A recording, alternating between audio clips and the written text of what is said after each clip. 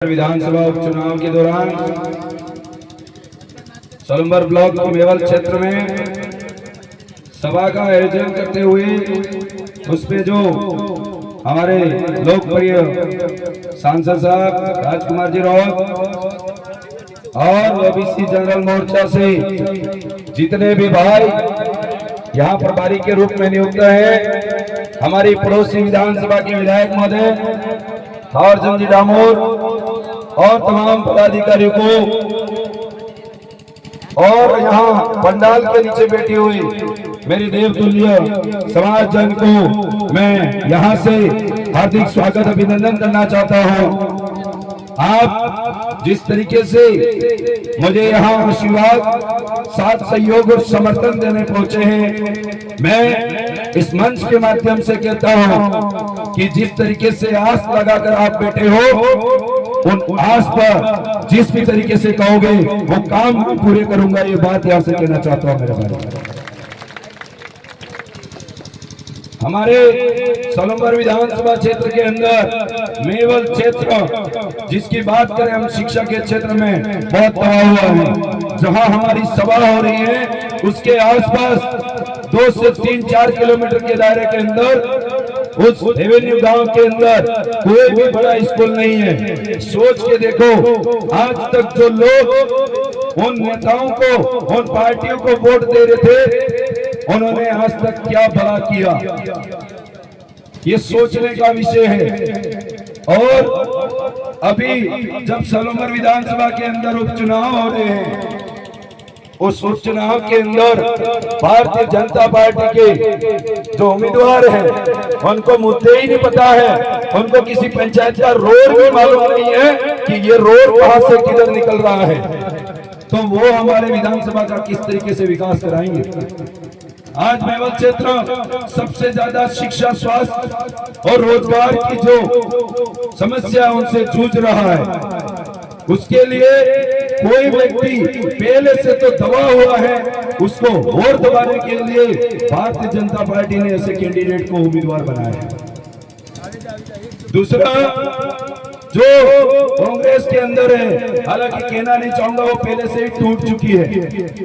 आपने देखा होगा, जो व्यक्ति, जो इंसान हमारे साथ सहयोग में नहीं रहा, कभी धरना देने नहीं आए, कभी हमारी मांगों का समर्थन देने नहीं आए, कभी हमारे बीच में नहीं आए, वैसे व्यक्ति को टिकट दिया है और बहुत सारे लोग तो उसको जानते तक भी नहीं है।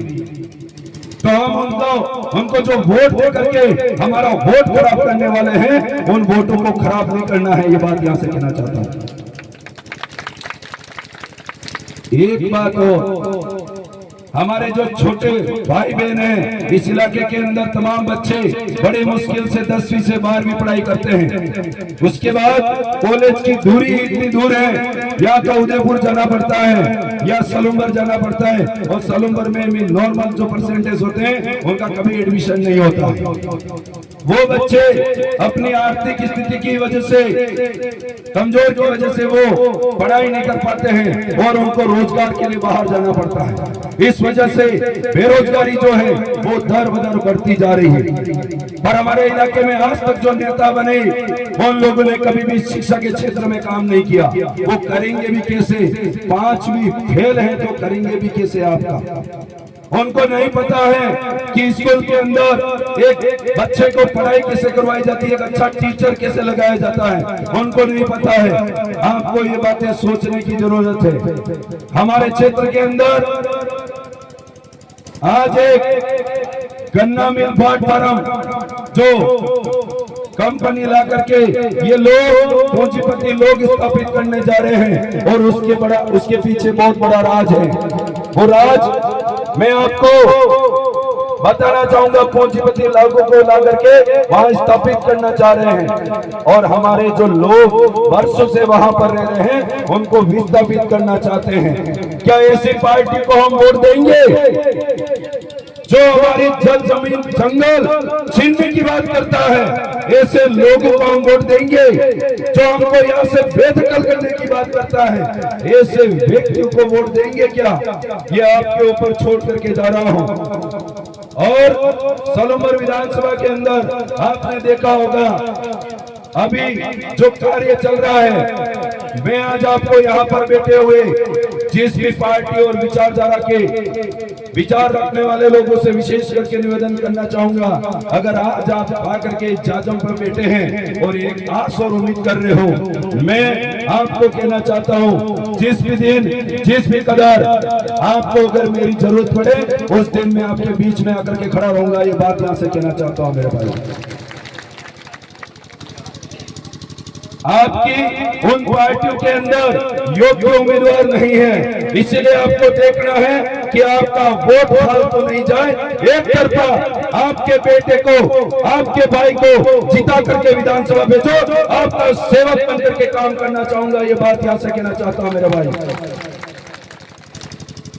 आज बहुत सारे मेवल क्षेत्र के अंदर, सोलंबर क्षेत्र के अंदर जहां शिक्षा नहीं है और वहां नेता लोग आकर के पिछली बार बुजुर्गों को समझा रहे थे कि भारत आदिवासी पार्टी के उम्मीदवार को वोट मत देना, नहीं तो आपकी पेंशन बंद हो जाएगी। यह बात कह रही सबसे ज्यादा गुमराह किया। मैं आप तमाम बुजुर्गों से कहना चाहता हूं, मैं जो बुजुर्गों से कहना चाहता हूं, माओ भाव से कहना चाहता हूं कि आपको ऐसी भ्रांतियों से अपने मनोबल को गिराने की जरूरत नहीं है, भटकने की जरूरत नहीं है। पेंशन जो है, चाहे किसी भी पार्टी को वोट दो या नहीं दो, पर कोई माई का लाल आपकी पेंशन नहीं बंद कर सकता। ये बात यहां से कहना चाहता हूं। और दूसरी बात, महिलाओं को बताया जा रहा था कि भारत आदिवासी पार्टी के उस उम्मीदवार को वोट मत देना, नहीं तो 2 रुपए किलो वाले गेहूं लेना बंद कर देंगे। ये बात बताई जा रही थी। आपको मैं कहना चाहता हूं कि आपको चिंता करने की जरूरत नहीं है। ऐसी भ्रांतियां ये नेता बहुत सारी लेकर के आएंगे, उनकी भ्रांतियों में, उनकी बातों में नहीं आना है। कोई भी माई का लाल, अगर आप बीपीएल परिवार से हो तो कोई भी माई का लाल आपका राशन बंद नहीं कर सकता, कोई भी व्यक्ति आपका राशन देना बंद नहीं कर सकता। ये बात मैं कहना चाहता हूं। और तो एक रोजगार की बात, जो रोजगार गारंटी के द्वारा जो हमारे इलाकों में चलता है, मैं आज आपको यहां से कहना चाहता हूं कि आपको कोई मेट है, कोई फंड से कोई जिम्मेदार व्यक्ति है, वो ये कहता है कि उधर वोट मत देना, नहीं तो तेरा मिस्टॉल में नाम काट दूंगा। ये कहता है कि नहीं कहता है? मैं आपको कहना चाहता हूं, जो मिस्टॉल में नाम काट दूंगा, ये डर दिखा रहे हैं ना। आपके साथ सहयोग से विधानसभा जाने के बाद ऐसे भ्रष्टाचारियों को नस्ल नाबूद करने का काम करूंगा। ये बात मैं यहां से कहना चाहता हूं। बहुत सारे लोग यहां से एक हेडपंप लेने के लिए जाते हैं और उनको कहते हैं हेडपंप तो हम दे देंगे, पर सामने से 20,000 रुपए दान दक्षिणा देनी पड़ती है। ये बात कहते हैं नहीं कहते हैं? जब हमने वोट दिया, आपकी जिम्मेदारी है हेडपंप रोड सड़क बनाने की, पर आप हमसे ऐसे पैसे मांग रहे हो। मैं आपको कहना चाहता हूं, ऐसे भ्रष्टाचारियों को यहां से बाहर का रास्ता दिखाने का काम करूंगा। ये बात यहां से कहना चाह रहा हूं मेरे भाई। आपको चिंता करने की जरूरत नहीं है। जब भी जिस भी समय मेरे पास या फिर आप किसी भी आस को लेकर के आओगे, कभी भी आपको निराश करके नहीं भेजूंगा। ये बात यहां से कहना चाह रहा हूं मेरे भाई। आप सभी को धन्यवाद। आप सभी ने मेरी बात को सुना। एक विशेष आग्रह करके जाना चाहूंगा। कल परसों मैंने एक मुद्दे के लिए एक सभा के अंदर बोला कि पाटीदार पटेल समाज का एक हत्याकांड जो हुआ था, उसके अंदर जो प्रशासन और सरकार की मिली भगत से जो निर्दोष लोगों के ऊपर केस बांधे हैं पिलादर के अंदर, उस मुद्दे को मैंने एक सभा के अंदर उठाया। तो भजनलाल जी ये कह रहे हैं, आज वो आपको पता होगा वो कांड कब से हुआ है। भजनलाल जी, जो पर्ची की सरकार ये कह रही है कि पाटीदार समाज का कोई व्यक्ति मेरे पास आज तक पर्ची लेकर के नहीं आया, इसलिए मैं बोल नहीं पाया। ये बात पर्ची से बोलने वाली सरकार पर्ची का इंतजार कर रही है। मैं कहना चाहता हूं, भाजपा का ही तो विधायक था इससे पहले और आपकी सरकार है, उस व्यक्ति ने वो अपना नुमाइंदा बन के यहाँ पे काम कर रहा था, तो उसको अपनी आंखों में दिख रहा था नहीं दिख रहा था।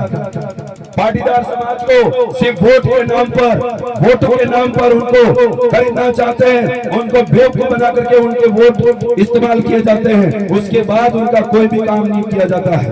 मैं आपसे कहना चाहता हूँ, सर्व समाज के सर्वजन को कहना चाहता हूँ, जिस भी तरीके से जो भी संवैधानिक आपकी बात होगी वो बात पुरजोर तरीके से उसको मेरी सरकार के सामने उठाऊंगा। ये बात यहाँ से कहना चाहता हूँ। बातें गिनाने चलो तो शाम हो जाएगी, इतनी समस्या है, पर बहुत सारे वक्ता भी हमारे बीच में बाकी हैं। यही बात के करके एक कार्यकर्ताओं से अपील करना चाहूंगा, 3 दिन 4 दिन रहे हमारे पास, धैर्य रखना, बुजुर्गों का आशीर्वाद लेकर के चलते रहना। ये लोग अपना खुद का नुकसान करके, कांग्रेस बीजेपी के लोग अपनी खुद का नुकसान करके हमें क्षति पहुंचा सकते हैं, इसलिए धैर्य रखना और धीरज रखना। आने वाली 13 तारीख के दिन एक वोट भारत आदिवासी पार्टी के प्रत्याशी को देना और 23 तारीख को इन लोगों को नस्ते नाबूद करने का काम करेंगे। धन्यवाद आप सभी को, धन्यवाद। आभार। जय संविधान।